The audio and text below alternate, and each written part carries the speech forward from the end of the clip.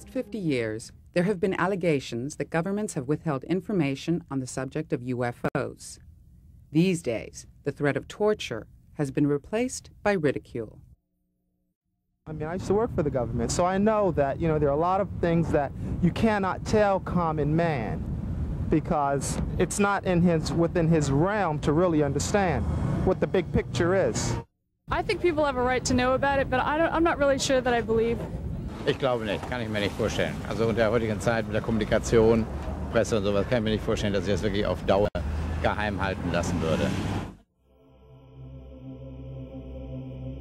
The UFO issue made the headlines on June 25, 1947, when Kenneth Arnold, a private pilot, reported seeing 9 bright saucer-like objects flying at incredible speed near Mount Rainier. He described the objects flying like a saucer being skipped over water. It was then that the term flying saucer was coined. During the next 2 weeks, over 1,000 sightings were reported throughout the country.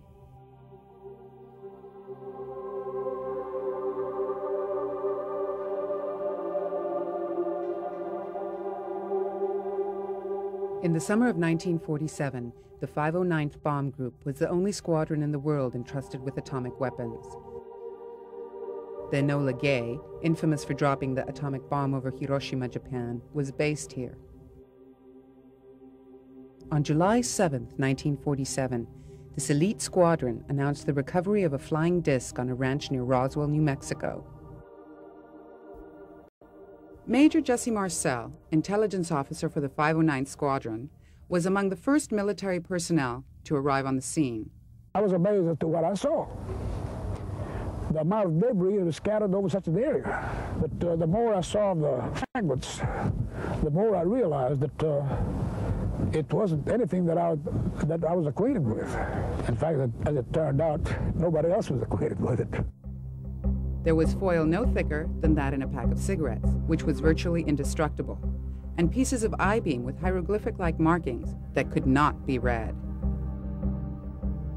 Major Marcel took his report back to Roswell Army Airfield, along with bits of the wreckage. Colonel William Blanchard, commanding officer of the 509th, examined them both. He ordered Public Information Officer Walter Haut to release word that the Roswell Army Airfield had recovered a flying disc. He then ordered Major Marcel to fly the wreckage to Wright Field in Ohio. En route, the plane was to stop at headquarters of the 8th Army Air Force in Fort Worth, Texas. Major Marcel was met at Fort Worth by General Roger Ramey, commanding officer of the 8th Air Force at Fort Worth Army Airfield. According to Marcel, General Ramey told him not to say anything to the waiting press. He then switched the debris Marcel had brought from New Mexico with a radar reflector and pieces of a conventional weather balloon. With the material in place, General Ramey then held a press conference.